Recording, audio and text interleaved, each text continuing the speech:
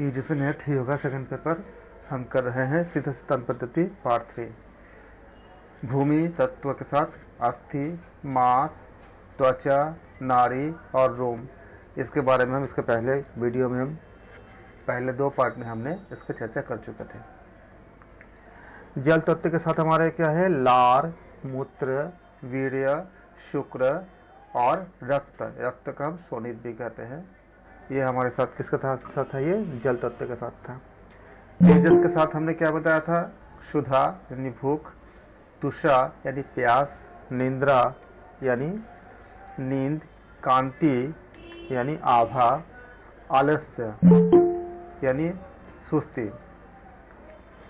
वायु तत्व के साथ था धावन मतलब दौड़ना, भ्रमण मतलब घूमना, प्रसारण मतलब फैलना, आकुंचन मतलब सिकुड़ना और निरोधन मतलब रोकना।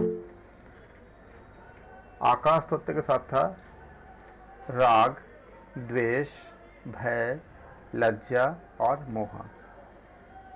फिर मन के साथ क्या होती है, संकल्प। नोट करते जाए यहाँ से, इसके पहले तक हम लास्ट वीडियो में हम कर चुके थे पार्ट 2 में। मन के साथ क्या है, संकल्प, विकल्प, मूर्छा, जड़ता और मनन। साथ साथ आप लोग बोल के इसको याद भी करते जाए साथ साथ। मन के साथ क्या है, संकल्प, विकल्प, मूर्छा, जड़ता और मनन। बुद्धि के साथ क्या है, विवेक, वैराग्य, शांति, संतोष, क्षमा। विवेक, वैराग्य, शांति, संतोष और क्षमा। अहंकार के साथ क्या है, अभिमान। अहंकार के साथ होता है अभिमान, मदीय। मदीय मतलब जो मेरा हम जो कहते हैं, मदीय मेरा, मम सुख, मम दुख, मम इदम, ये अहंकार के साथ होता है सिद्ध सिद्धांत पद्धति के अनुसार। चित्त में क्या है, मति, धृति, स्मृति, त्याग और स्वीकार। ये कहाँ होती है, ये सब चित्त में होती है सिद्ध सिद्धांत पद्धति के अनुसार। फिर चैतन्य में क्या क्या आती है, विमर्श, शीलनम, धैर्यम, चिंतन और निस्पृहत्व, ये चैतन्यता के साथ आती है। इसके बाद आप टेबल को क्रिएट करेंगे कॉपी में। और सत्व में क्या आती है, जब सत्वगुण की ज़्यादा उत्पत्ति होती है तो हमें क्या मिलती है, दया, धर्म, क्रिया, भक्ति और श्रद्धा। ये गुण तभी ज़्यादा उत्पन्न होती है जब हमारे अंदर सत्वगुण की वृद्धि होती हो। जब अकॉर्डिंग टू सिद्ध सिद्धांत पद्धति के अनुसार दया, धर्म, क्रिया, भक्ति और श्रद्धा। रजोगुण में क्या होती है, दान, भोग, श्रृंगार, वस्तु ग्रहण और स्वार्थ संग्रहण। दान, भोग, श्रृंगार, वस्तु ग्रहण और स्वार्थ संग्रहण, ये किस में आती है, रज में आती है। तम में क्या आती है, जब तमोगुण ज़्यादा होती है, विवाद, कलह, शोक, वध या वंचन। वंचन मतलब किसी को ठगना या ठगने की जो इच्छा होती है उसको तमोगुण का लक्षण होता है, तमोगुण से उत्पन्न होता है सिद्ध सिद्धांत पद्धति के अनुसार। काल में क्या होती है, कलना, कल्पना, भ्रांति, प्रमाद, अनर्थ, ये काल के लिए होती है। जीव में क्या होती है, जागृत। जीव क्या होती है, यह तो जागता रहता है तो जागृत अवस्था हो गया। स्वप्न अवस्था जीव का होता है, सुषुप्ति अवस्था जीव का ही होता है, तुरीय अवस्था भी जीव का होता है और तुरीयातीत अवस्था भी जीव का होता है। तो जीव में क्या होती है, जागृत, स्वप्न, सुषुप्ति, तुरीय और तुरीयातीत सिद्ध सिद्धांत पद्धति के अनुसार। फिर इच्छा जब उत्पन्न होती है तब क्या होती है, इच्छा से उस्माद, वासना, वांछा, चिंता, चेष्टा होती है। जब क्रिया होती है तो स्मरण, उद्योग, कार्य, निश्चय और स्वकुल आचार, जब माया होता है तो माया से मद उत्पन्न होता है, मात्सर्य होता है, दंभ होता है, कृत्रिमता होता है, असत्य होता है। किससे होती है? माया से होती है। प्रकृति से क्या होती है? आशा, तृष्णा, स्पृहा, कांक्षा, मिथ्या। और वाक से क्या होती है? जो वाणी होती है इसमें परा, पश्यंती, मध्यमा, बैखरी और मातृका। ये आप सबको नोट करके इसको लर्न भी करनी है। हम जानते हैं कि डेटा बहुत सारा है, इसके ऊपर हम क्वेश्चंस भी करेंगे, एमसीक्यूज भी करेंगे, उससे आपको प्रैक्टिस अच्छे से हो जाएगी। इसलिए हमने इसको छोटे फॉर्म में लिया हमने। काफ़ी बड़ी ग्रंथ है, जब एग्ज़ाम से संबंधित जितने बातें हैं उसको हमने, और इसके लिए भी, इससे भी हमने एक छोटा पार्ट 1 में हमने करके रखा है। जिन लोगों को अभी समय कम है वो पार्ट 1 देख लीजिएगा। पार्ट 1 में इसको भी हमने समराइज करके एक में सारा दे दिया हमने, जो एग्ज़ाम्स के लिए बहुत ज़्यादा इम्पोर्टेंट है, और 2-3 क्वेश्चन उससे पूछे ही गए हैं जो हमने पार्ट 1 में बताया है। पार्ट 1 भी एक बहुत ही समराइज फॉर्म में कंप्लीट है। फिर हमारे आते हैं कर्म। कर्म के अंदर क्या होती है? शुभ, अशुभ, यश, अपकीर्त और अदृष्ट फल साधन। काम में क्या होती है? रति, प्रीति, क्रीड़ा, कामना और आतुरता। ये सारे क्या है? काम की भाग होती है। यहाँ से आपका एग्जाम क्वेश्चन बनते हैं। चंद्र क्या होती है? आपका 16 कलाएं प्लस 1, 17 की कला जो है वो निवृत्ति होती है, और यह प्रलय में भी नष्ट नहीं होता। तो 16 कलाएं बताई गई है, इसको आप याद रखेंगे, एग्जाम में पूछे जाते हैं। सूर्य में क्या होती है? आपका 13 कलाएं। पहला तापिनी, और 13वें क्या होती है? आपका प्रकाशता होता है, प्रकाशता। अग्नि में क्या होती है? 11 कलाएं। प्रथम दीपिका होती है, अंतिम क्या होती है? आपका ज्योति होती है। ईरा बाया होता है, मतलब बाई नाक होती है। पिंगला दाई नाक होती है। सुषुम्ना नाल से आपका जो ब्रह्मरंध्र तक जाती है। सरस्वती मुख्य द्वार अकॉर्डिंग टू सिद्ध सिद्धांत पद्धति। पूषा बाई आंख, अलम्बुषा दक्षिण आंख, दाया आंख, गांधारी बाया कान। ये सब एग्जाम डेटा है। गांधारी देके पूछ लेंगे कि शरीर के कौन हिस्से में है ये, तो आप इसको याद रखेंगे। गांधारी क्या है? बाया कान है। हस्त जीविका क्या है? दक्षिण कान या दाया कान है। कुहू कहाँ पर है? गुदा द्वार है। और शंखिनी कहाँ पे? लिंग में है। इसको आप लोग ऐसे याद कर सकते हैं, अपने हिसाब से बना लेना। गांधारी के लिए गांधारी बाया कान है, हस्तजीवा आपका दाहिना कान है, शंखिनी आपका लिंग है, कुहू आपका गुदा द्वार है। ऐसे अब थोड़ा से कई बार अगर रिपीट करके याद करोगे तो याद हो भी जाएगी, इसमें थोड़ी समय दोगे तो हो जाएगा। सिद्ध सिद्धांत पद्धति के अनुसार वायु प्राण है, और स्थान का है कहाँ पर है? वायु प्राण का हृदय में है। कार्य क्या होती है? श्वास प्रश्वास होती है। इसका हम पहले भी पढ़ चुके थे दूसरे जगह पर। फिर क्या आपका अपान वायु, स्थान क्या है? गुदा, काम क्या करता है? कार्य रेचक, पूरक और कुंभक। समान वायु के लिए स्थान कहाँ पे? नाभि है। उदराग्नि और जठर से संबंधित कार्य करता है। समान के लिए उदान क्या है आपका? समान वायु नाभि में होती है, जो उदराग्नि और जठर से संबंधित कार्य करता है। उदान वायु कंठ में स्थान होती है। निगलना, बातचीत करना, वार्तालाप करना और भवन करना, यानी उल्टी करना। व्यान वायु का स्थान क्या होती है? पूरे शरीर में होती है। दोष का शोषण करता है, तेज बढ़ाती है।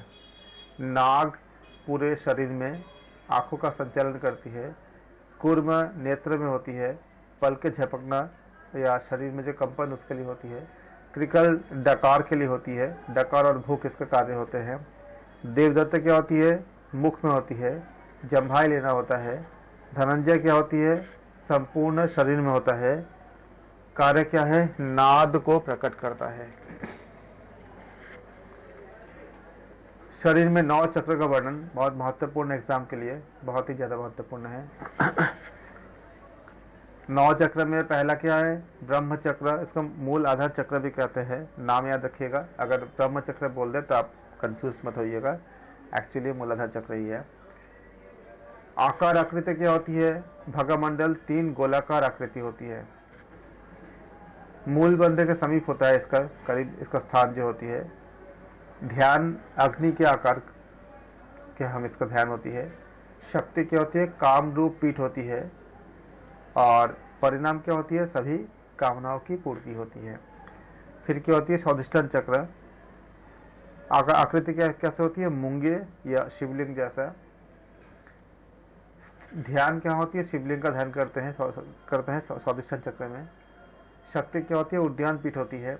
परिणाम क्या होती है? प्राणियों को आकर्षित करने की शक्ति होती है स्वाधिष्ठान चक्र में। नाभि चक्र क्या होती है? मणिपुर चक्र होती है।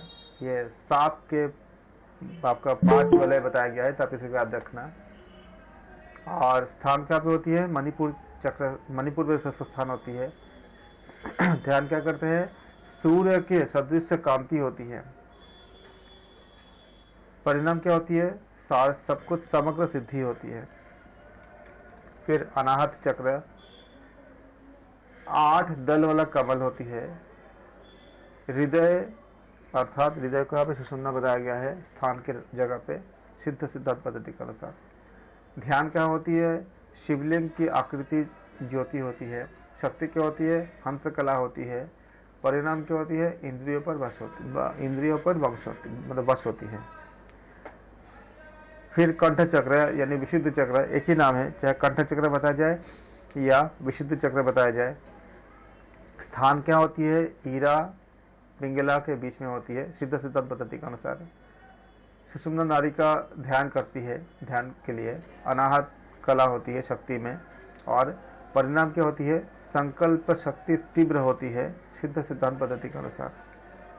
छठा चक्र को कहते हैं तालु चक्र कहते हैं, सिद्ध सिद्धांत पद्धति के अनुसार। आकार कैसे होती है? लिंग के समान या मांस खंड होता है। स्थान क्या भी होती है? जीवा के मूल भाग, यानी इसको घंटिका कहते हैं, इसको घंटिका। ध्यान क्या होती है? शून्य का ध्यान होती है। और ये शक्ति क्या होती है? शंखिनी विवर होती है। और परिणाम क्या होती है? लय समाधि होती है। भूचक्र यानी आज्ञा चक्र, इसको भूचक्र भी कहते हैं, आज्ञा चक्र भी कहते हैं। द्विदल कमल के समान होती है, याद रखिएगा इसको। द्विदल 2 दलल कमल के समान इसका आकृति होती है। स्थान क्या पे होती है? दोनों भौहों के बीच में होती है। ध्यान क्या पे होती है? ज्ञान नेत्र यानी तृतीय नेत्र में होती है। और परिणाम क्या होती है? वाणी की सिद्धि होती है। फिर आती है ब्रह्मरंध्र यानी निर्वाण चक्र भी कहते हैं, सिद्ध सिद्धांत पद्धति के अनुसार। सूर्य के अग्रभाग में होती है, इसको हम धूमशिखा कहते हैं। सिर के ऊपरी भाग होती है ब्रह्मा। और इनके अगर हम शक्ति देखेंगे तो शक्ति में क्या लिखेंगे आप? जालंधर पीठ लिखेंगे। और परिणाम क्या होती है? मोक्ष की प्राप्ति होती है। आकाश चक्र, इसमें 16 दल वाला कमल होता है। ये क्वेश्चन पूछा जा चुका है आकाश चक्र के बारे में। सहस्रार चक्र के ऊपर होता है। निराकार होती है, परम शून्य यानी निराकार होती है। त्रिकोण आकार वाली ऊर्ध्वमुख होती है, इसको पूर्ण गिरिपीठ भी कहते हैं, याद रखिएगा। दोनों ही आ सकते हैं एग्जाम में। और यहाँ पे क्या होती है? परिणाम में समस्त संकल्प भयों की निवृत्ति होती है। इसलिए आप इसको टेबल को बना करके जब आप 9 चक्र के बारे में अच्छे से करिएगा, इसमें से एक क्वेश्चन बन ही जाता है ऑलमोस्ट। इसके बाद आती है 16 आधार। 16 आधार भी उतनी महत्वपूर्ण है। शरीर के 16 आधार सिद्ध सिद्धांत पद्धति के अनुसार। जब आप नोट्स बनाएंगे तो वीडियो को पॉज करके आप नोट्स बना सकते हैं, लेकिन लिखेंगे ज़रूर से, इसको लिख के याद करेंगे। 16 आधार, शरीर के 16 आधार। पहला क्या है? पैर का अंगूठा। ध्यान उपासना क्या होती है? अंगूठे के अग्र में तेजोमय आपका ध्यान होती है। परिणाम क्या होती है? नेत्र ज्योति स्थिर होती है।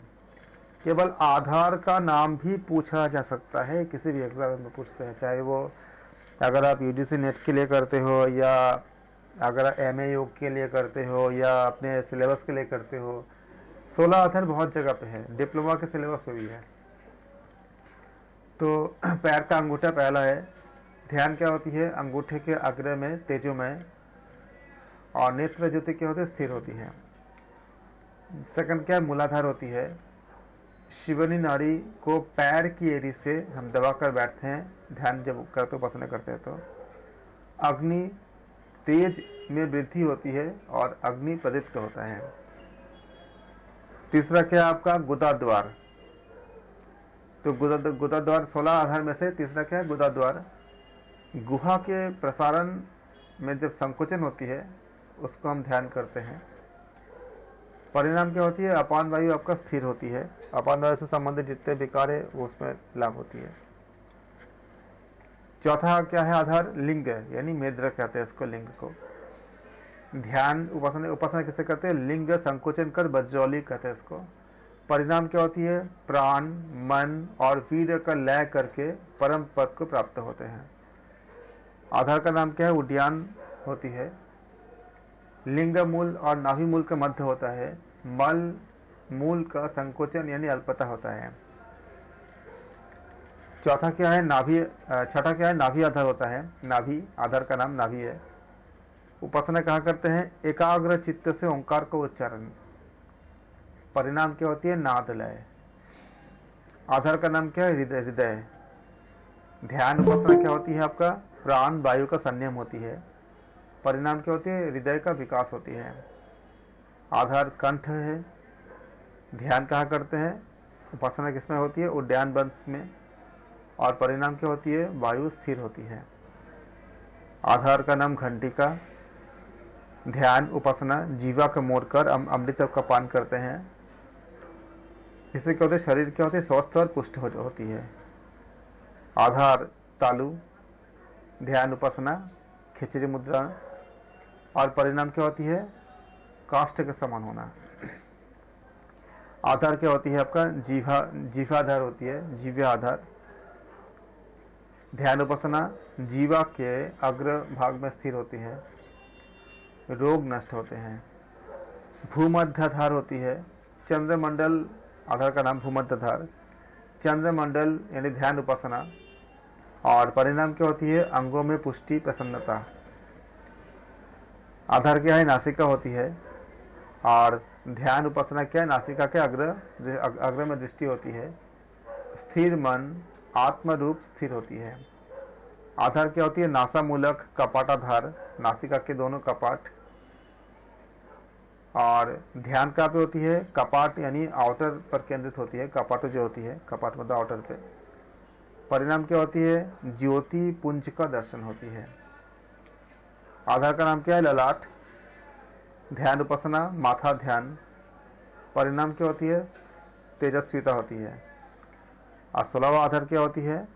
ब्रह्मरंध्र, यानी ये आकाश चक्र कहते हैं इसको। ध्यान उपासना कहाँ करते हैं? गुरु के चरण कमल का ध्यान करते हैं। और परिणाम क्या होती है? आकाश तुल्य व्यापकता। ये 16 आधार का आप याद रखेंगे।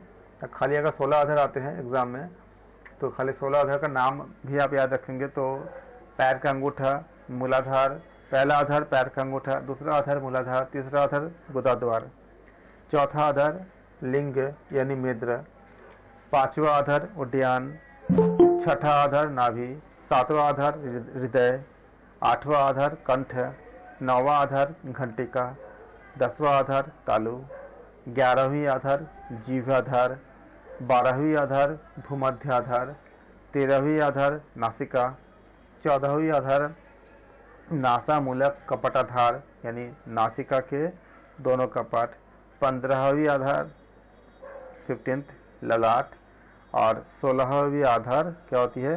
ब्रह्मरंध्र यानी आकाश चक्र। इनके नाम को आप जरूर याद रखेंगे, एग्जाम के लिए बहुत महत्वपूर्ण है। लक्ष्य पत्र यानी त्रिविध लक्ष्य क्या होती है? अंतर लक्ष्य, बहिर्लक्ष्य, मध्यम लक्ष्य। ये 3 लक्ष्य के ऊपर आप याद रखेंगे सिद्ध सिद्धांत पद्धति के अनुसार। व्योम पंचक में ये बहुत महत्वपूर्ण व्योम पंचक पूछे गए कई बार। 5 आकाश, व्योम मतलब क्या होती है? आकाश होती है। नाम याद रखेंगे, आकाश, पराकाश, महाकाश, तत्वाकाश, सूर्याकाश। फिर अष्टांग योग के बारे में बात करेंगे सिद्ध सिद्धांत पद्धति के अनुसार। यम, नियम, आसन, प्राणायाम, प्रत्याहार, धारणा, ध्यान, समाधि। अब यहाँ से आपका क्वेश्चन बनते हैं, व्याष्टिपिंड शरीर में 7 पातालों का स्थान, हमारे शरीर में ही 7 पाताल का स्थान है। कहाँ पर है इसको आप याद करेंगे। हमारे बॉडी के अंदर किस जगह पे 7 पाताल का स्थान है, इसको हम सीधे सिद्धांत पद्धति में बता गया कि सब कुछ आपके शरीर के अंदर ही है। कहाँ पर है, किस जगह पर है, ये सारे आपको याद करके रखनी है। पाताल, पाताल का कहाँ पर है? पैर के अंगूठे में पाताल है, पैर के अंगूठे में पाताल का स्थान है। तलातल, अंगूठे के अग्रभाग। महातल, पाद पृष्ठ। रसातल, पैर के गट्टे यानी गुल्फ। सूतल, जंघा। वितल, पिंडलिया यानी जानू। और अतल, ये उड़ू भाग होती है। आप जानते हो इसका अर्थ क्या होती है? हम पृथ्वी जो है हमारा बीच में है, इसके ऊपर भी लोक है और नीचे भी लोक है। कुल मिला के आपका 14 भुवन के बारे में बताया गया है। नीचे जितने लोग हैं हमारे में वो नकारात्मकता ज़्यादा है, ऊपर जितने लोग हैं उसमें सकारात्मकता ज़्यादा है, पॉजिटिविटी ज़्यादा है, हम बीच में हैं। इन बातों का जो हमने अभी पढ़ा, आपने देखा कि जितने भी 7 तल है वो पृथ्वी के नीचे के तल है, यानी कि नेगेटिविटी ज़्यादा होती है। और इसको अगर हम रियल लाइफ में देखेंगे, जब हम सिद्ध सिद्धांत पद्धति हमने नहीं भी पढ़ा है और बाकी सब जगह पे जब मैंने इसको ऑब्जर्व किया तो मैंने अपने लेवल पे एक चीज़ देखा, हालांकि किसी बुक में तो नहीं देखा, लेकिन मैंने अपने एक खुद के कुछ शोध कर रहा था तो उस पर हम देख रहे थे, मुझे मिला था हमारा नेचर के ऊपर जो साइकोलॉजी के साथ हम देखते हैं या हमारी जो मान्यता के साथ देखते हैं, जब हम किसी नकारात्मकता को व्यक्त करते हैं तो हम बॉडी के निचले पार्ट का इस्तेमाल करते हैं ज़्यादातर, जैसे पैर का इस्तेमाल करना, या गलती से अगर किसी को पैर लग जाती है तो हम उसको प्रणाम करते हैं, माफ़ी मांगते हैं। यानी जो आपका जो जिस पोर्शन के बारे में बताया गया है कि पाताल कहाँ पर है, तलातल कहाँ पर है, महातल कहाँ पर है, रसातल कहाँ पर है, तो ये एक नकारात्मकता का द्योतक है। और वाकई में हम देखते हैं कि जहाँ पे बताया गया है, अगर बाय चांस अगर वो जगह या तो हम किसी नेगेटिव भावना को व्यक्त करने के लिए उसका इस्तेमाल करते हैं, पैरों का इस्तेमाल करना या इस तरह का चीज़ों को जहाँ भी जो अंग बताए गए हैं, या गलती से किसी में अगर लग जाए शरीर का ये हिस्सा तो हम माफ़ी मांग लेते हैं।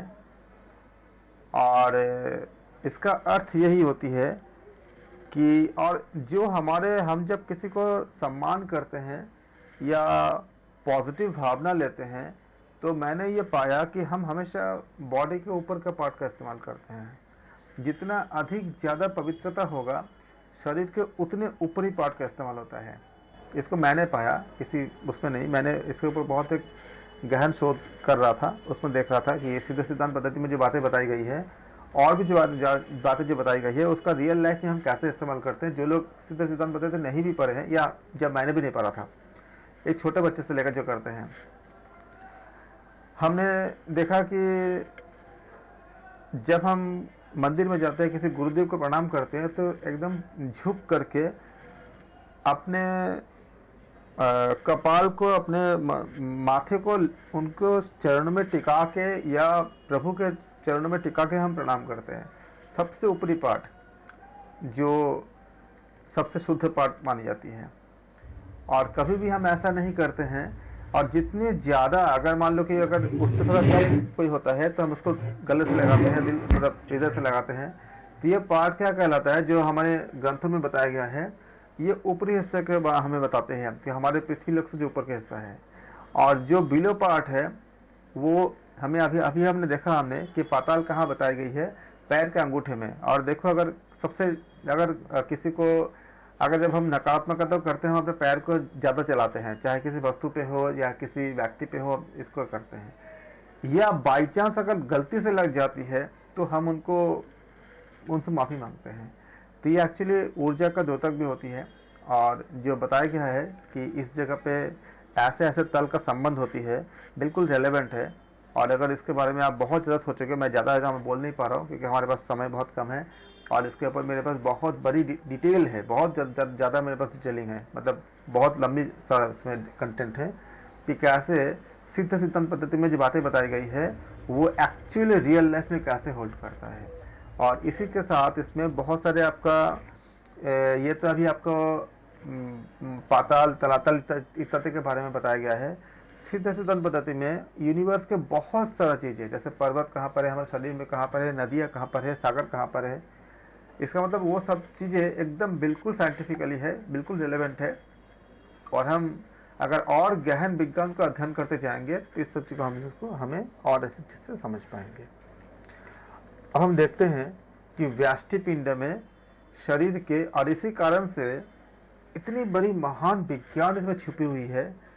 अब मेरे पास बाध्यता है कि हमें आपको एग्ज़ाम में आपको सिलेबस ख़त्म करनी है, और एग्ज़ाम है, एग्ज़ाम में खाली ये इतने पूछे जाएंगे तो मुझे इतनी बतानी है, वरना ये खुद में एक बहुत बड़ी विज्ञान है। इतनी बड़ी विज्ञान है कि इसमें आप स्पिरिचुअल भावनाओं को लेकर के, एनाटॉमी को लेकर के, हमारे शरीर के जो तरंगे होती है, जो वाइब्रेशंस होती है, उसको लेकर के ये सारे चीज़ को आप एक कंबाइंड स्टडी बहुत लंबे कर सकते हो, और बहुत चीज़ें निकल के आ सकती है जो अभी तक जिसके कोई समाधान नहीं निकली है। बहुत से बीमारियों से, बहुत सारे हमारे भावनाओं से, हमारे मन के बीमारियों से, या कुछ जगह पे जो आधी व्याधि इत्यादि का संबंध, बहुत कुछ निकल सकता है जब हम इसके ऊपर बहुत अच्छे से शोध करेंगे या सोचेंगे। तो अभी शायद बहुत जगह इसके ऊपर शोध चल भी रही है, और इसके कारण ये सिद्ध सिद्धांत पद्धति के जो इतने श्रेष्ठ पुस्तक बहुत से सिलेबस में इंक्लूड हो गई है।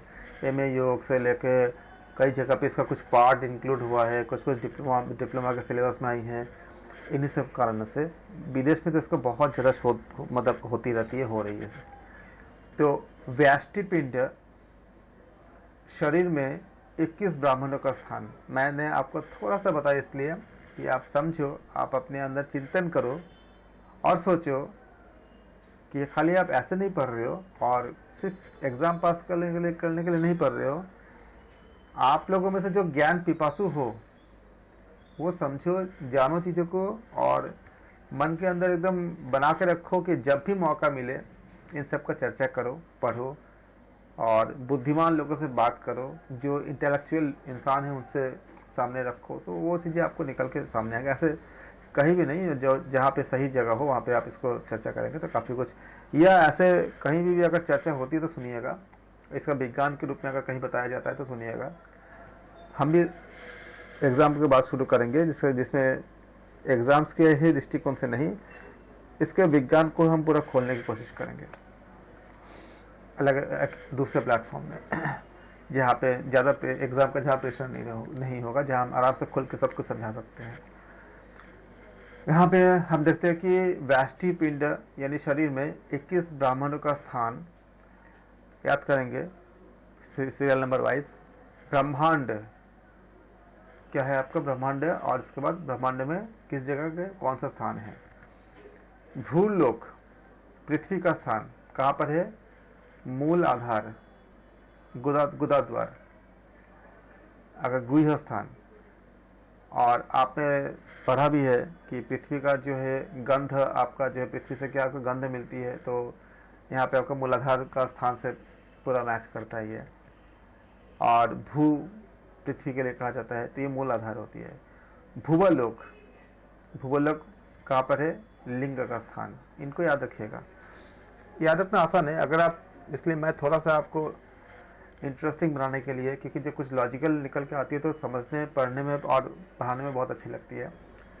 थोड़ा सा मैंने बताया आपको कि अगर हमारे जीवन के साथ कैसे, कितनी ज़्यादा ये सारे जो स्थान बताए गए हैं कैसे कैसे जुड़ती है, थोड़ा बहुत बताया, इसमें है बहुत सारा। तो भूवलोक में क्या होती है, जिन लिंग का स्थान को भूवलोक कहते हैं। स्वलोक कहाँ पे होती है, नाभि में होती है। देखो धीरे धीरे ऊपर ऊपर जा रहा है। मैंने इसी चीज़ को अच्छे से अपने एक शोध में बना रहा था। जितने आप ऊपर जाते हो उतने के आपका पॉजिटिव लोग मिलती जाती है। देखो पहले में क्या देखा हमने, जो हमारे यहाँ हमने देखा ये पृथ्वी के नीचे के लोग हैं। आपका पाताल, तलातल, महातल, रसतल, सुतल, बीतल, अतल। अगर आप गरुड़ पुराण पढ़ोगे तो देखोगे कि कितने सारे यहाँ पे इस लोगों का अर्थ क्या है। रसतल में मतलब पूरा जो रूइंड हो जाता है उसको रसतल कहते हैं उसको। ये नीचे के लोग है। और जगह कहाँ पर है, बॉडी का निचले हिस्सा, सब पैर के पास आसपास है या कमर का नीचे का हिस्सा है, निचले हिस्सा है। उससे ऊपर जाओगे तो क्या दिखते हैं आपको, पृथ्वी लोक, यानी कहाँ पे आते हैं आपका गुदास्थान। गुदास्थान क्या होते हैं, पैर के अंगूठे के काफी ऊपर है। उसके ऊपर जाओगे तो क्या आएगा, गुदा के ऊपर क्या आती है, लिंग आती है। तो भूवलोक कहाँ पे, लिंग का स्थान, थोड़ा और ज्यादा पॉजिटिविटी मिले। फिर आपका स्वलोक, स्वलोक क्या है आपका, कहाँ पे, नाभि का स्थान। देखो धीरे धीरे ऊपर जा रही है। फिर महालोक कहाँ पे है, स्पाइनल कॉर्ड, मेरुदंड है। अगर स्पाइनल कॉर्ड नहीं हो तो हम कुछ भी नहीं कर सकते। उसके ऊपर आओ, जनलोक। खाली ऐसे मत पढ़ो, समझो चीजों को। जनलोक क्या पर है, मेरुदंड के छिद्र, छिद्र क्या होती है, उससे भी ज्यादा बेहतर होती है, तो जनलोक। फिर क्या होती है, तपलोक, जहाँ पे तपस्या के बारे में बात की जाती है। तपलोक कौन से, मेरुदंड नाल, जो लगातार नीचे से ऊपर की तरफ जाती है। उसके बाद हम बात करेंगे, ये आपने अच्छे को नोट कर लिए हैं। अगर आपने अभी नहीं कर पाए तो रिकॉर्डिंग से आप दोबारा कर लेना, अच्छे से करना बहुत जरूरी है। फिर क्या आता है आपका, ब्रह्मांड में क्या आएगा, सत्यलोक। किस जगह पे आपका, मूलाधार में, कमल चक्र में। फिर क्या होती है आपका ब्रह्म स्थान क्या पे होती है आपका, ब्रह्म के बारे में नहीं बताएगा इसमें। और विष्णु उदरस्थ, रुद्र हृदय, ईश्वर लोक वक्षस्थल, सदाशिव। फिर आपका नीलकंठ कहाँ पे है, कंठ प्रदेश। हम किसी को सीने से लगाते हैं ना एकदम, अगर किसी को कोई प्यारा होता है तो हम उसको वक्षस्थल या सीने, हम इसको कंठ प्रदेश में लगा लेते हैं। शिव तालुद्वार, जब किसी को बहुत ज्यादा भक्ति करनी है, श्रद्धा करनी है, जैसे राम जी को खड़े जो चरण पादुका को भरत जी ने अपने माथे पे ले आए थे, सबसे बहुत ज्यादा हम श्रद्धा करते जहाँ पे, जिस जगह पे हमारा भक्ति बहुत ज्यादा होती है, वो तब हम तालुद्वार यानी कि हम मस्तक प्रदेश का उपयोग करते हैं, एकदम तालुद्वार के पास। जैसे जब हम किसी मंदिर जाते हैं, सर झुकाते हैं, सर झुकाना मतलब जब हम अपने माथे को लगाते हैं, तो सबसे उच्चतम द्वार होती है शिव, तालुद्वार। फिर क्या आता है आपका भैरव, जिह्वा। फिर क्या होती है आपका अनादि यानी ललाट। फिर आएगा आपका कुल, कुल क्या होती है, भ्रुकुट से ऊपर का। फिर आपका आएगा अकुलेश, ये शंख नादि के ऊपर होती है। फिर आते आपका परब्रह्म मतलब ब्रह्मरंध्र। फिर आपका आता है परापर लोक, किस जगह पे, सहस्रार पे।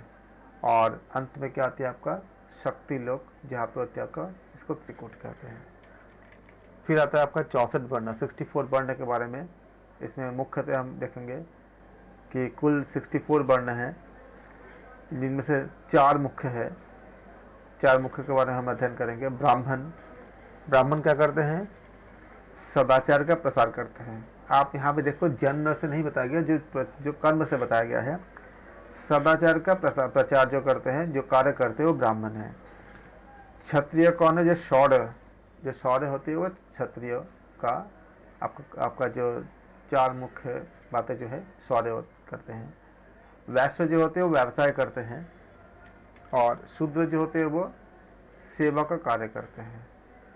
अगर हम कहीं सर्विस करते हैं तो सर्विस करना मतलब सेवा देना, तो हम क्या करते हैं, शूद्र की श्रेणी में आते हैं।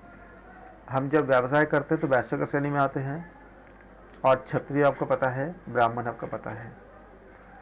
64 वर्णों की कुल 64 कलाएं होती है। यहाँ द्वीप और उनके स्थान हमारे शरीर में कई कई जगह पे 7 द्वीप और 7 समुद्र और उनका स्थान याद रखिए, इसको याद करिएगा, बहुत महत्वपूर्ण है एग्जाम्स के लिए। 7 द्वीप और उनके स्थान। जम्मू जम्बू जम्बू क्या होती है, स्थान मज्जा में होती है। शाक यानी शक्ति अस्थि में होती है। सूक्ष्म शिराओं में होती है। कांच द क्रॉन्च कहते हैं, त्वचा में होती है। गोमय रोम में होती है। श्वेत नख में होती है। लक्ष्य मतलब क्या, मांस में होती है। 7 समुद्र उनका स्थान। क्षार क्षार क्या होती है, मूत्र में होती है। 7 समुद्र उनका स्थान के आधार पे क्षार कहाँ पे होती है, मूत्र में होती है। क्षीर क्या होती है, लाले पे होती है। दधी मतलब दही जो है वो कफ में होती है। घृत मेद में होती है। मधु वसा या चर्बी में होती है। इक्ष रक्त में होती है। अमृत वीर्य में होती है। अगर आप पुराणों को पढ़ेंगे तो आपको मिलेगा कि दही का पूरा समुद्र है, घी का भी पूरा समुद्र है, क्षार का भी पूरा समुद्र है। ये सारे मिलेंगे अगर आप अध्ययन करेंगे। तभी तो बोलता हूँ कि पाठ करो, जो हमें ग्रुप में जो सर ने भेजता है, ऐसे आप लोग सब भी। क्षीर होता है ना, वो क्षार नहीं, क्षीर होता है ना, क्षीर यानी दूध। हाँ, क्षीर क्षीर क्षीर तो यहाँ पे है ना, क्षीर। क्षार मतलब क्या, जैसे समुद्र का पानी खारा नहीं होता है, क्षार मतलब क्या, सर क्षीर होगा ये। क्षीर यानी दूध, दूध का समुद्र होता है ना। ये क्षीर है। एक होती है आपका दुग्ध होता है, दूध का भी है, लेकिन यहाँ पे क्षार बताया गया कि मूत्र क्या क्षारीय होती ना, इसलिए क्षीर तो यहाँ बताया गया। आपका जो लाला है, लाला आपका क्षीर में है। समुद्र क्षीर का भी होता है और समुद्र दूध का भी होता है। समुद्र आपका बहुत, लेकिन यहाँ जो बताई गई है ये क्षार बताया गया है सिद्ध सिद्धांत पद्धति में। आप होने के बाद कर रहे इसका अलावा बहुत तरह का समुद्र होती है। जैसे हमने यहाँ पे क्या देखा, हमने देखा मधु का समुद्र होती है, इच्छ का समुद्र होती है। और जब पुराण पढ़ोगे तो इनके अलावा भी बहुत तरह के समुद्र मिलेंगे आपको अन्य ग्रंथों में। तो समुद्र खाली 7 ही नहीं होते, और भी होते हैं, यहाँ पे इतना बताया गया है। व्यष्टि शरीर में 9 खंडों का वर्णन है। भारत, गुदामुल, कश्मीर, उपस्थ लिंग, कर पर मुख, श्रीखंड, दक्षिण नाक और शंखखंड, वाम नाक, एक पादखंड, वाम नेत्र, गांधार, दाया नेत्र, कैवर्त, वाम कर्ण, महामेरु, दाहिना कर्ण। पर्वत और उनका स्थान। सारे पर्वत का संबंध हमारे शरीर में कहाँ से है? सुमेरु पर्वत का स्थान कहाँ पर है? मेरुदंड से है। कैलाश पर्वत कहाँ पर से संबंध है? मस्तक से संबंध है। हिमालय का स्थान कहाँ पर? शरीर के पृष्ठभाग से है। मलय का स्थान कहाँ पर संबंध है? वाम यानी बाया कंधा।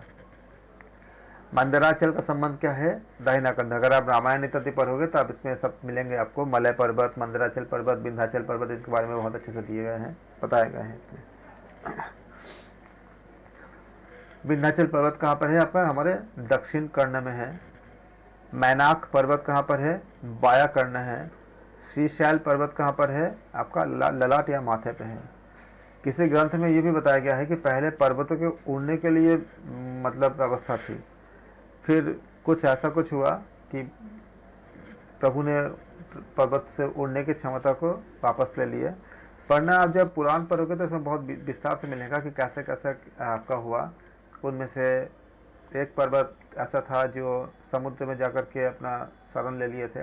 काफ़ी अच्छी अच्छी बातें हैं, मैं यहाँ बताने चाहूँगा तो हम इससे हट जाएंगे, तो मैं इसको नहीं बता रहा हूँ। खाली आप में रुचि पैदा कर रहा हूँ कि आप लोग पुराण पढ़िएगा जैसे जैसे समय मिले। 18 पुराण है। हर पुराण में इतनी ज़्यादा अमृत है, इतनी ज़्यादा मतलब आपका गूढ़ तथ्य है, जिसमें कुछ नाम मैं बोल देता हूँ आपको। विष्णु पुराण, गरुड़ पुराण, पद्म पुराण, स्कंद पुराण, शिव पुराण, ऐसे आप कुछ पुराण हैं, आप पढ़ना, बहुत ज़्यादा आपको अच्छा लगेगा आपको। 18 पुराण है। हाँ जी, कुल मिलाकर 18 पुराण है। कुछ महत्वपूर्ण पुराण का नाम बताया मैंने आपको, आप पुराणों को पढ़ना। और इसलिए बोला था कि आप लोग अपना कुछ समय 10 मिनट से लेकर 1 घंटा 1.5 घंटा जो भी है, हमारे घर में 2-3 घंटे हमें मिलते थे ऐसे पाठ सुनने के लिए या पाठ करने के लिए। उसका बहुत असर पड़ता है हमें अपने शरीर में, अपने जीवन में, अपने ग्रंथियों पे, अपने हार्मोन्स पे, अपने सोच पे और बहुत चीज़ों पे असर पड़ता है, बहुत ज़्यादा। और अपने आसपास जितने लोग होते हैं उन पर असर पड़ता है। कोशिश करो, शुरू जितना हो सके उतना कोशिश करो, वीकेंड में करो, वीकडेज में करो, जब भी करो पाठ करो, उपनिषद का पाठ करो, कुछ ना कुछ पाठ करो, उपनिषद या पुराण या भगवत गीता या रामायण, कुछ ना कुछ करो, लेकिन करो। वो आपको, जैसे हम लोग, हमारी जो दिनचर्या होती है उसका एक हिस्सा बनाओ। 10 मिनट से शुरू करो और जितना आप कर सकते हो, जैसे जैसे आपको उसका रस मिलता जाएगा, अपने आप आपके पास टाइम होता जाएगा और अपने आप उसको, उससे आपको उन्नति होता जाएगा। खाली शुरू करो बस। तो हमने देखा क्या, सुमेरु का मेरुदंड, सुमेरु कहाँ पर है, अगर मैं इसको थोड़ा रिपीट कर दूँ, पर्वत क्या है, सुमेरु, स्थान क्या, मेरुदंड है, पर्वत का कैलाश है, स्थान क्या, मस्तक है, पर्वत हिमालय है, स्थान शरीर के पृष्ठभाग है, मलय पर्वत बाम यानी कंधा है, मंदराचल पर्वत दाया कंधा, विंध्याचल पर्वत आपका दाया कर्ण, मैनाक पर्वत बाया कर्ण, श्रीशैल ललाट या माथा, श्रीशैल को कहते हैं। फिर नदियाँ। जब मैं आपको ये सब बता रहा हूँ तो मेरे मन में बहुत आता है कि मैं उन सब बातों को भी बताऊँ जो इसके संबंधित बातें हैं, जो हमने पढ़ा है, जो हमने सीखा है, लेकिन समय बहुत कम है, इसलिए बोल रहा हूँ आप लोग पढ़ना घर पे। इसका संबंध बहुत ज़्यादा ग्रंथों से है। ये बहुत ही मतलब बहुत ही थोड़ी बात खाली हमें यहाँ पे मतलब बताने का मौका मिल रही है। पुराण जब पढ़ोगे और जब भागवत पढ़ोगे तो आपको बहुत ज़्यादा आप समझोगे कि हाँ, दुनिया में हम आकर के हमें हमारा जन्म क्यों हुई है। हमारा जन्म खाली भय भूख नींद सेक्स के लिए नहीं हुई है। इसको तो, ये तो जीवन का हिस्सा है, वो तो चलती है। इसके अलावा जो ये 4 चीज़ तो इंसान भी करता है, जानवर भी करता है। ये भय भूख नींद और सेक्स, ये 4 चीज़ इंसान और जानवर दोनों में कॉमन है। खाली अगर हम उसी में रह गए तो हमें उसमें क्या अंतर रह गया जब मृत्यु हो जाएगी तो आप पाओगे क्या, जो मुझे लगता है, जैसे किसी एग्ज़ाम में जाते हो तो 3 घंटे का समय मिलती है।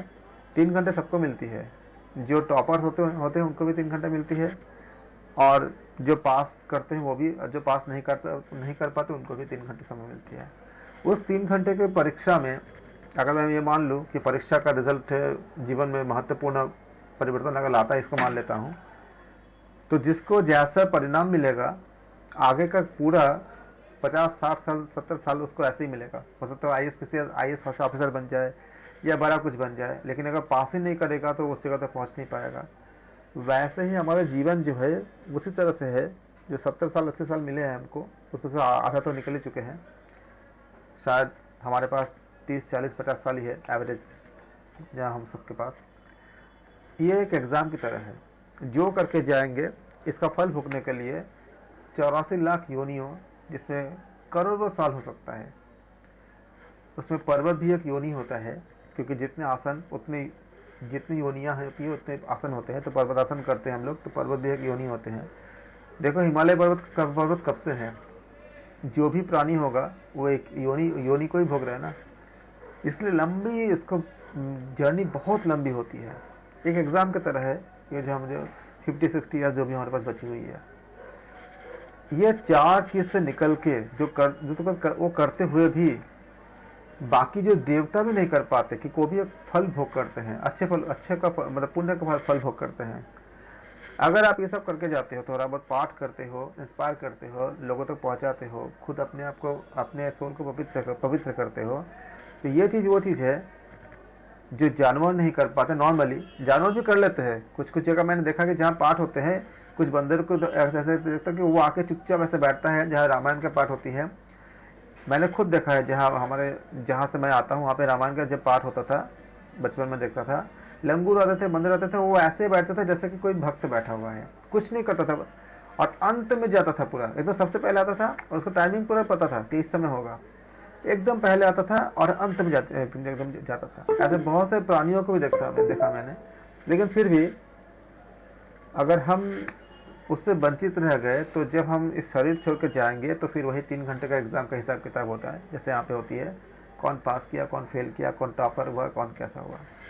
तो थोड़ा समय निकालिए, धीरे धीरे आप देखोगे कि भय भूख नींद सेक्स के अलावा जो 5वीं बात है वो है हमारे आत्मा को उस परमात्मा को मिलाने की कोशिश करना, जिसमें हमारा ये ग्रंथों के पाठ महत्वपूर्ण भूमिका निभाते हैं, जो भगवद गीता में भी बताया गया है कि आत्मा ही आत्मा का, हम ही स्वयं के आत्मा का बंधु भी होते हैं और शत्रु भी होते हैं।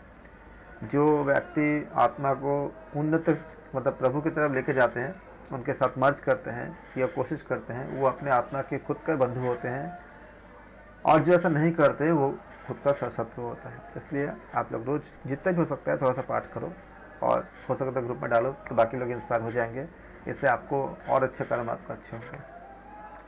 बात करते हैं नदियों के बारे में। गंगा का स्थान कहाँ पर है? सिद्धांत पद्धति के अनुसार ईड़ा यानी बाया, यमुना पिंगला यानी दाया। फिर आता है सरस्वती, सुषुम्ना, पिनसा, चंद्रभागा, विपाशा और शतरूपा, श्रीरात्रि, श्री नर्मदा, ये सारे आपके नाम हैं।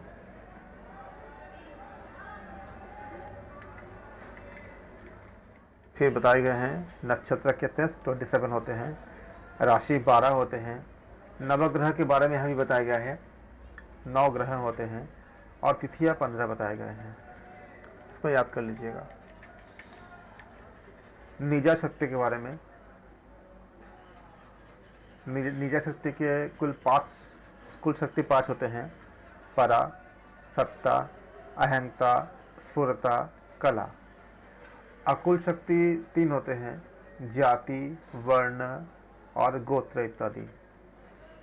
संपूर्ण का निमित्त जो होते हैं वह, जिसको हम कहते हैं कि संपूर्ण का जो निमित्त जो एक होते हैं उसको अकुल कहते हैं। फिर कुंडलिनी के बारे में बात करेंगे। प्रबुद्ध कुंडलिनी जो हिस्से में बटा होता है सिद्धांत पद्धति के अनुसार, प्रबुद्ध यानी जागृत और अप्रबुद्ध यानी सुप्त। प्रबुद्ध के बारे में बात करेंगे, ये पर होती है, और अप्रबुद्ध क्या होती है? अपर होती है। प्रबुद्ध क्या होती है? स्थूल होती है, और अप्रबुद्ध क्या होती है? सूक्ष्म होती है। सृष्टि कुंडलिनी भी कहलाती है। प्रत्येक कुंडलिनी के अन्य 3 भेद होते हैं, ऊर्ध्व, मध्य और अधः, सिद्धांत पद्धति के अनुसार।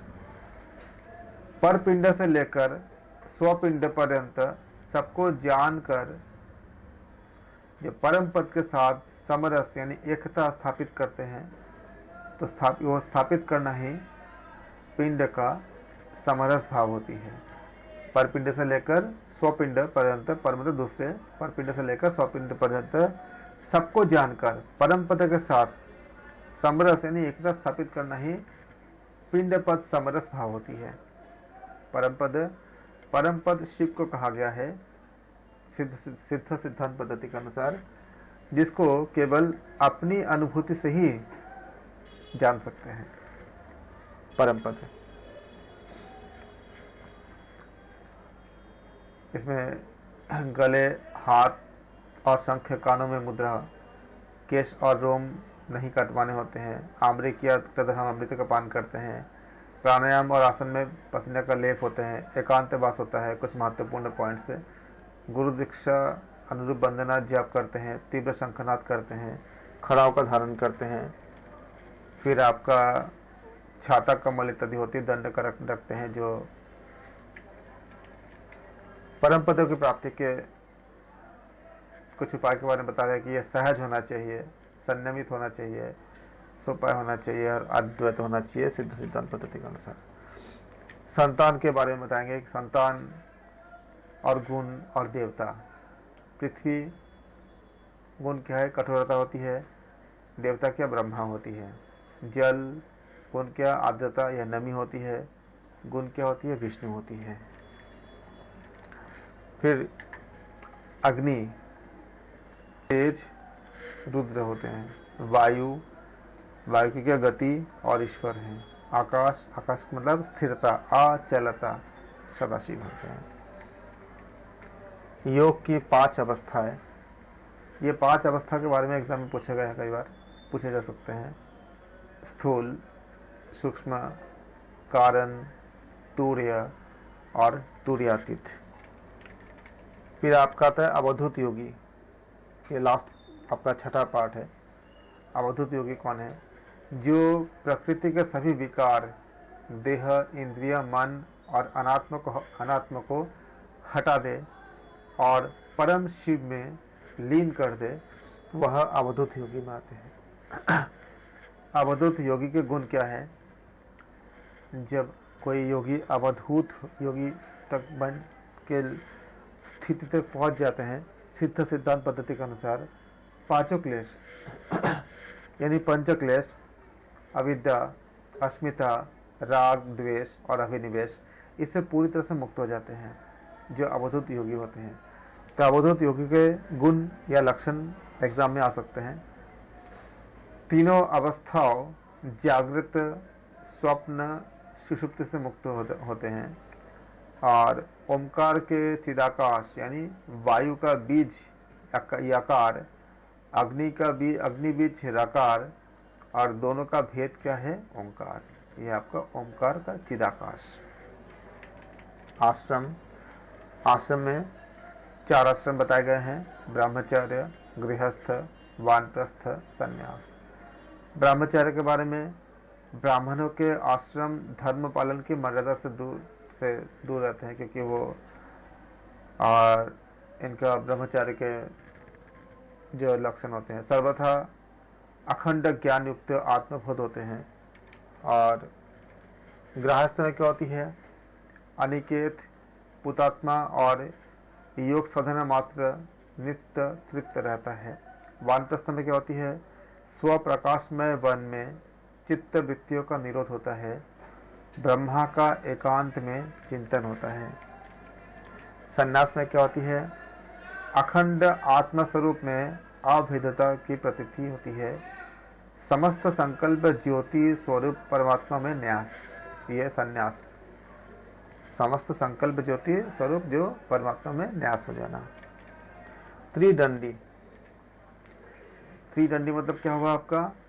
संन्यास आश्रम में 3 दंड धारण करने वाला, संन्यास आश्रम में 3 दंड धारण करने वाला बांस के दंड होते हैं, जिसको आप जानते भी हो, त्रिदंडी कहते हैं। अर्थात माया, कर्म और काल जाल, इन बंधनों का तत्व ज्ञान के द्वारा निवारण करता है। माया, कर्म, काल जाल के बंधन के द्वारा, बंधनों का माया, कर्म, काल जाल के बंधनों का तत्व ज्ञान के द्वारा निवारण करता है, जो त्रिदंडी होते हैं। तो त्रिदंडी के लिए अगर एग्जाम में आता है तो संन्यास या संन्यास आश्रम में 3 दंड धारण करने वाले को कहते हैं, ये बांस के दंड होते हैं। वास्तव में माया, कर्म और काल जाल के बंधनों का तत्व ज्ञान के द्वारा निवारण करता है। इस तरह से हम 3rd पार्ट सिद्ध सिद्धांत पद्धति का हमने समाप्त किया।